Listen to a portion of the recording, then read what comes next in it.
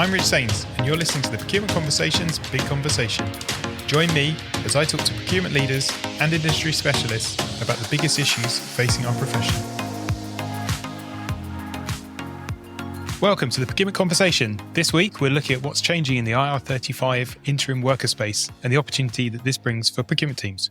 I'm joined by Mark Coulson, who's an experienced procurement professional with a unique specialism in IR35. Mark, hi. Hello. Thanks, Rich. Thanks for inviting me.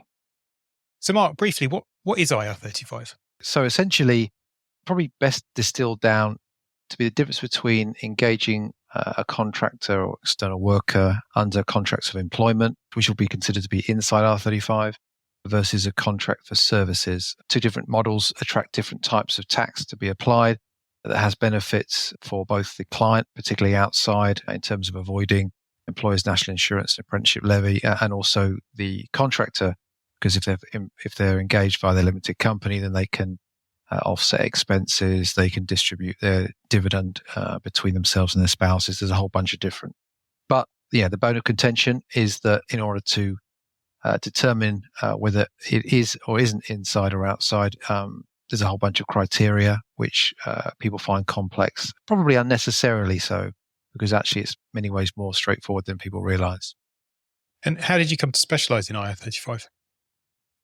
Yeah, so I've been a contractor for 20 years myself. So it's my 27th year in procurement, so I'm showing my age now. Now, most of my career has been spent in two primary categories, which is HR professional services and marketing. Now, obviously in the HR space, there is always a natural focus on contingent workers. There's always opportunities there. I've run lots of MSP tenders for large blue chips. Now, the change that occurred in IR35 in the private sector was originally due to come in April 2020.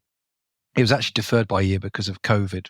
People had enough on their plates with lockdown and furlough payments. But what would happen is the clients that I was working with would create these sort of hastily arranged internal project teams of someone from legal and someone from HR and someone from procurement, and they'd be talking about the looming change on IR35, and no one really wanted to own it. But what was interesting when you participated in those meetings was that you realized that they didn't have any understanding of what IR35 was, how to apply it. It felt intimidating. It felt complex.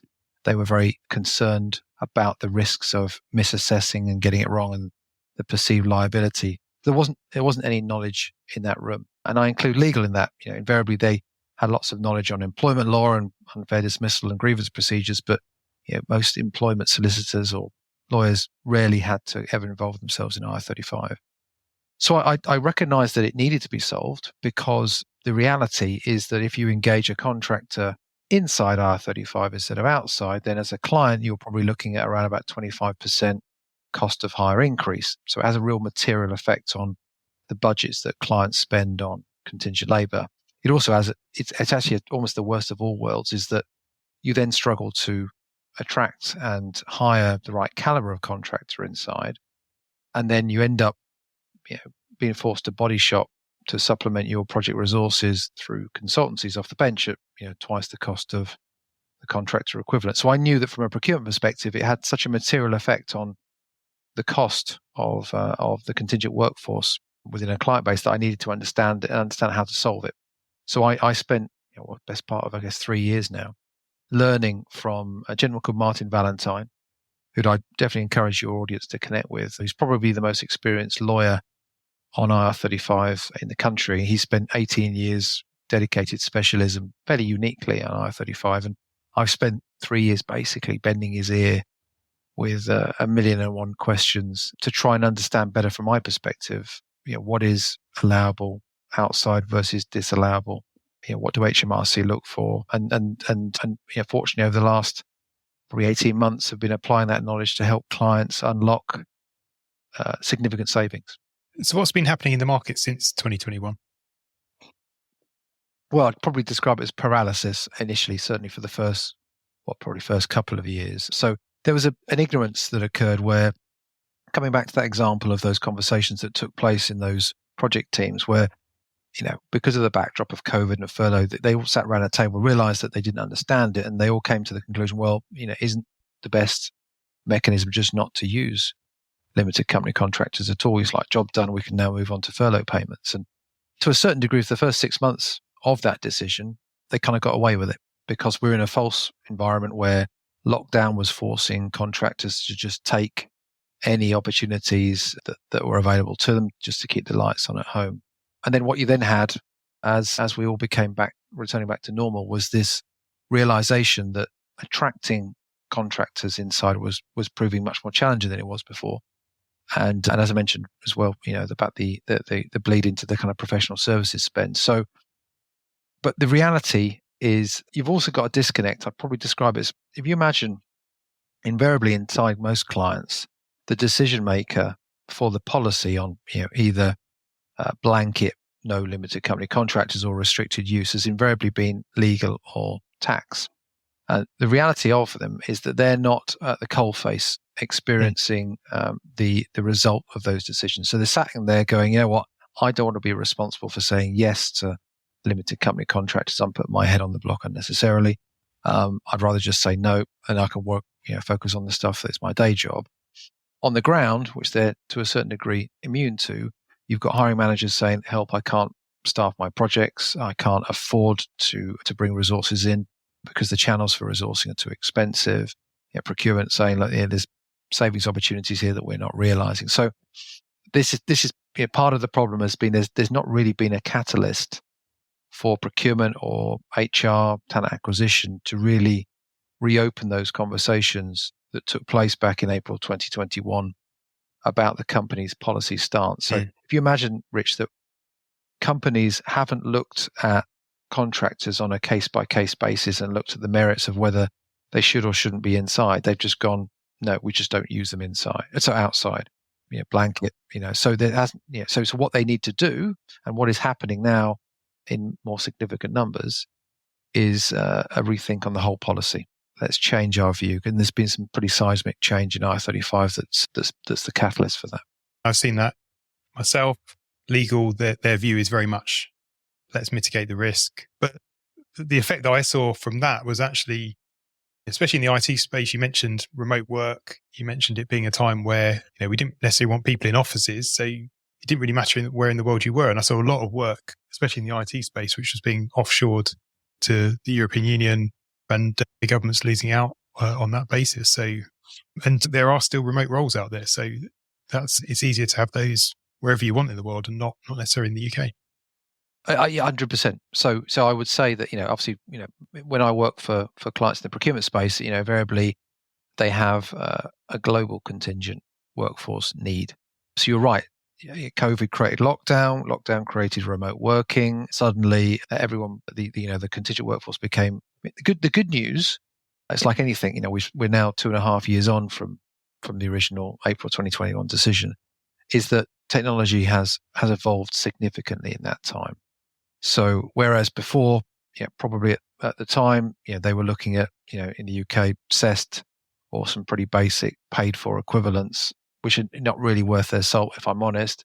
Now there's technology that exists which will not only do your assessment, but manage your kind of contractor onboarding and compliance, create the contract structure within the supply chain, which is super critical for HMRC, and then provide full indemnification as well for the clients. So I think that the time is now for clients to reopen those discussions. The savings are enormous if you get it right. The access to the right caliber of contractors is fabulous. And there are solutions that would take that problem and that risk and that responsibility away, which will make legal and tax feel comfortable. Right, okay, as a business, we're making the decision that we're going to outsource the compliance management of this and indeed, the equivalents globally to this, technology provider, and the business signs off to it. And so, what's the current situation and what are these changes that are coming up? The big change that almost no one would have noticed, because it was on, I think, page 91 of the autumn statement. So if you're a nerd like me, you'd be looking for it in small print, but no one else would. It's called the offset change, right? And it's really, really simple. It took 3 years to come to bear, but it's actually seismic. So if you imagine that the thing that kept CFOs awake at night 3 years ago was the risk of misassessing, of HMRC coming and knocking on the door and going, okay, well, Rich has been working with us for 12 months, £500 a day, Therefore, the tax that Rich would have paid and we would have paid had Rich been inside IR35 from the get-go, collectively would have been £60,000 as a tax pot.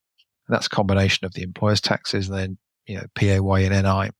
Now, if you'd been outside IR35 and HMRC had successfully challenged that, the client would have been on the hook for that entire £60,000 pot. Now, you start to times that by 100 or 200 contractors in your business, and you're up at £6 to £12 million. That's going to keep CFO awake at night. That's going to make legal and tax run for the hills. So that's how those decisions were arrived at. That was the motivator. Forget about the fact that actually it's quite difficult for HMRC to challenge, which I can come on to later. The big seismic change that the private sector voiced about 3 years ago, but it's taken up until now for it to come to pass, is that there's hold on a minute. So we are a client, we've engaged Rich through his limited company for the last year. His limited company has paid significant tax on the revenue from that engagement by way of 25% corporation tax. Let's assume that you withdrew the balance in dividends, which still attracts quite a significant tax burden. So in totality, on that example I gave, probably 45 grand's worth of tax has been paid. So it's a case of, well, sorry HMRC, but you can't keep the 45,000 you've already had and then make us liable for the 60, because then, effectively you're double taxing. Correct. So offset, I guess the clue's in the word, they have to offset the tax that's been paid by the contractor and by their limited company against any potential liability if HMRC was to successfully challenge that outside determination as being inside, which is very difficult anyway. So actually, in really simple terms, what is happening is you are de-risking IR35 by about 75%. So that 60 grand that the CFO was panicked about suddenly becomes 15 grand on average. Where that becomes really interesting is then if you look at the cost uplift of defaulting to engaging a contractor inside, which I mentioned earlier is about 25% more than outside. The cost uplift of engaging someone inside becomes more expensive significantly than actually the potential liability of engaging them outside and HMRC finding a needle in a haystack to disprove it. So this is the seismic change. Penny is starting to drop. It will drop slowly. There will be companies that will get it, and they're in conversation with me, and they are going to change their policy. They are going to be a bit more agile. They'll start to embrace this probably from the next financial year, from April onwards. Those that struggle, those that are left behind, are going to find that there'll be an increased volume of roles outside R35 as a result of this. Those roles will hoover up all of the contractors that are worth their salt, and those that are still trying to desperately engage people inside R35 will be faced with either not finding anyone or that delta becoming more significant than 25%. So they'll have to follow suit naturally. And to a certain degree, if anyone's got any concerns about things like reputational risk, you're going to find a safety in numbers situation that will occur where actually there'll be a critical mass that will be now engaging contractors outside.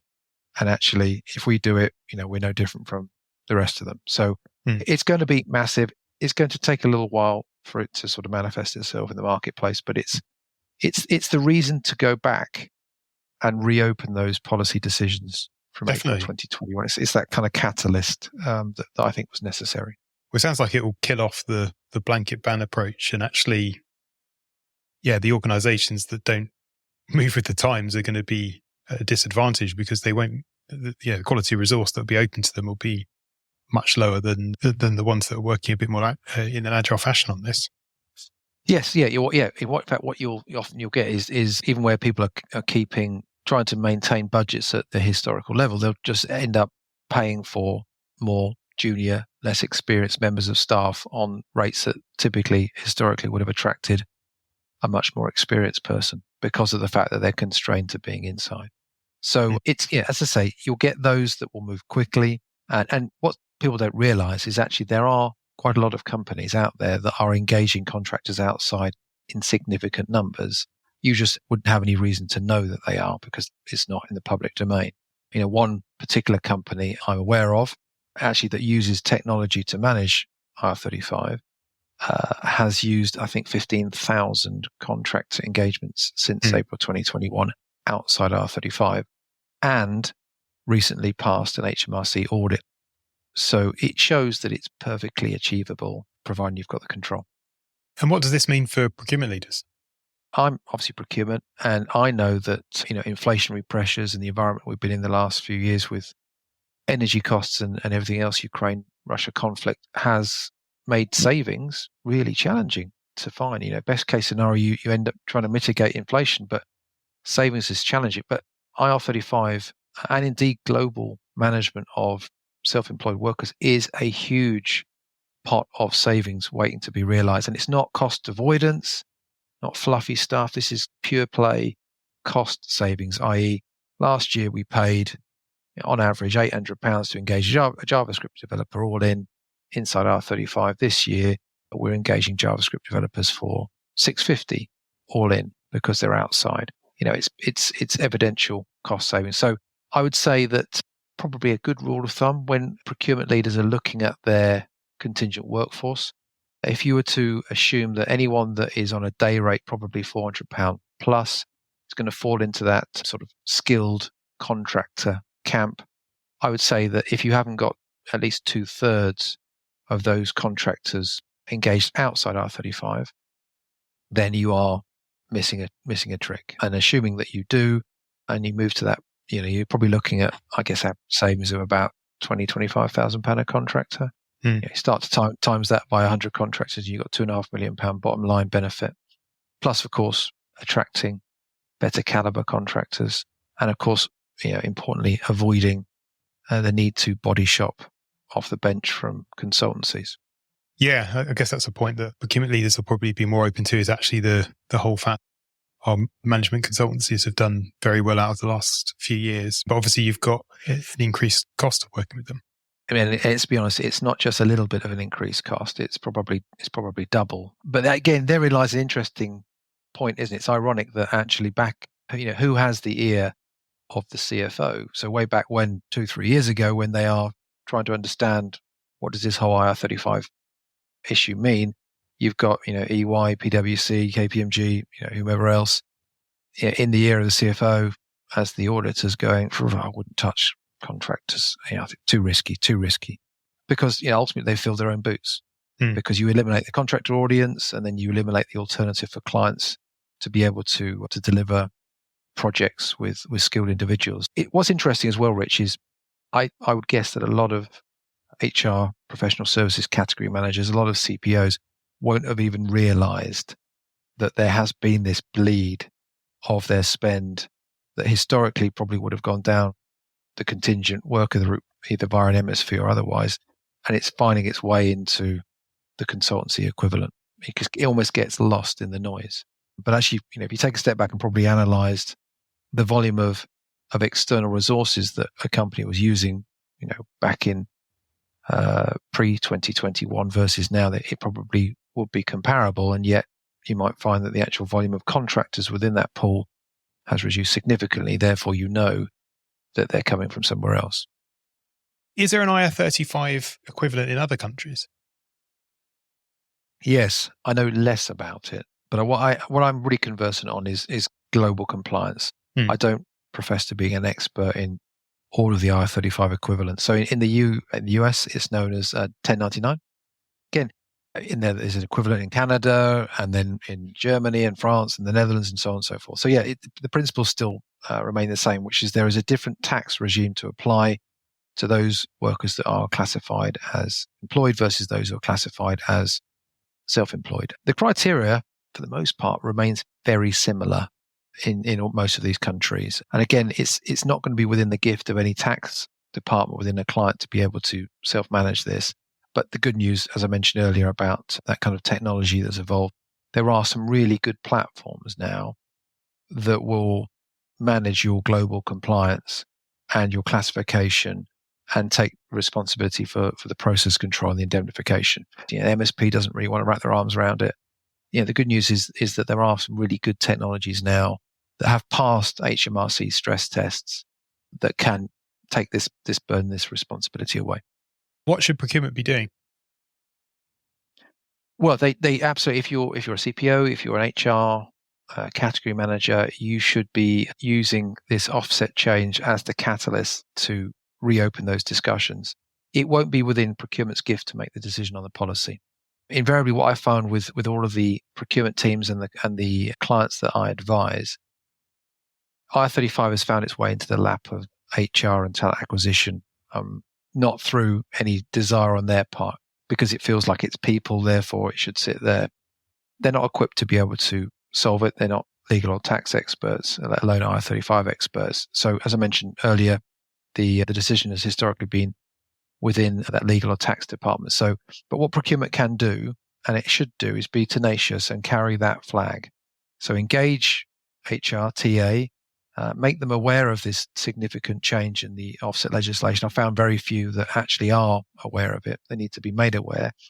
And then collaboratively use that to reopen the conversation with legal and or tax about a change in policy stance. And do that absolutely by looking at some of the it's kind of best in class technology that can then solve the problem, because ultimately legal will be, okay, well, I get this, I understand this, but we still have to manage this process and manage it robustly. We don't feel like we're equipped to do so. Whereas if you're almost second guessing and answering those questions for them, here we are, do you realize that the offset issue is going to de-risk IR35 significantly, give us access to a better caliber of contractor at a reduced rate, and don't worry, in terms of process control management, there's next-gen technology now that can take on that compliance classification responsibility, so you don't need to worry about it. So and I can help. I provide free advice to CPOs. If they want to grab 30 minutes with me and just debate, because everyone's circumstances are slightly different. But my view on this, Rich, is it's absolutely it's time for procurement to start to re-engage and use this as the catalyst. So I guess the other thing would be to look over the data, make a bit of a comparison of, look, this is pre-IR35, this is, or pre-2021, this is what we were spending. You can track potentially the management consultancy spend going up. You can track the contractor spend going up. You can obviously make certain assumptions around things like the employment taxes that you've been paying, and you can do a comparison of where it should be versus where it is. And I'd imagine if it's several millions of pounds, it's the sort of thing that really drives that case when you're talking to people like legal. 100%, yeah. So yeah, again, it doesn't need to be complex in terms of working out the kind of fact packet maths on what are the savings opportunity. As I mentioned earlier, take a broad brush and go, okay, well, any contractor £400 per day plus, right? We then ring fence that group of contractors. We've got 100 of them. If they're all inside R35 at the moment, let's assume that 2/3 of them could be outside if we were to apply the rules and manage the process correctly. Average cost of hire saving 25%. So you've got sort of 2/3, and then you can work out what is 25% of the current spend that those 2/3 represent, and that would be the saving. So in really simple terms, it works out on average about 25 grand per contractor annually across most of the clients that I engage with. But don't ignore the fact that there becomes the reduced reliance on consultancies, the access to a higher caliber of contractor, the retention of that contractor throughout the term of the project. So there's a whole bunch of operational benefits, and this is where HMRC were probably a bit short-sighted when they made these changes. Is that this is not just about tax recovery. This is about enabling businesses to prosper, and the self-employed workforce and the flexibility that provides companies is incredibly important. If every company could only ever use permanent resources for the projects that it was delivering, it would tie itself up in knots. It would have too many people on its books, and or projects would just get mothballed and never happen. So it's to everyone's benefit that businesses prosper. Definitely. And where can people find you? And is there any support you're offering in the space that you want to talk about? Yeah, so I'm a bit noisy on LinkedIn. Apologies for that. Anyone wants to see my IR35 regular postings. So yeah, contact me on LinkedIn. My email address is also mark@ir35pro.com. One thing, I'm writing up a free course. So it'll be sort of 12 digestible emails that will come consecutively over a 12-day period, each that will address one aspect of IR35, less than 3 or 4 minutes to read each one, and obviously they can retain them. The idea is that by the end of that, by the 12th day, the recipient will be fully conversant with what it is, how to benefit, the savings opportunities, how to apply it correctly, some of the technologies you can consider, and then ultimately the ammunition to be able to go and open those conversations. But if people who have significant needs would like to engage me directly, then just reach out an email. Brilliant. Well, Mark, thanks for coming on. That's a really interesting topic and significant area of opportunity for procurement leaders. So really appreciate the time. Definitely. Thanks for your time, Rich. Thanks for listening. Do like and share and subscribe to hear the next procurement conversation.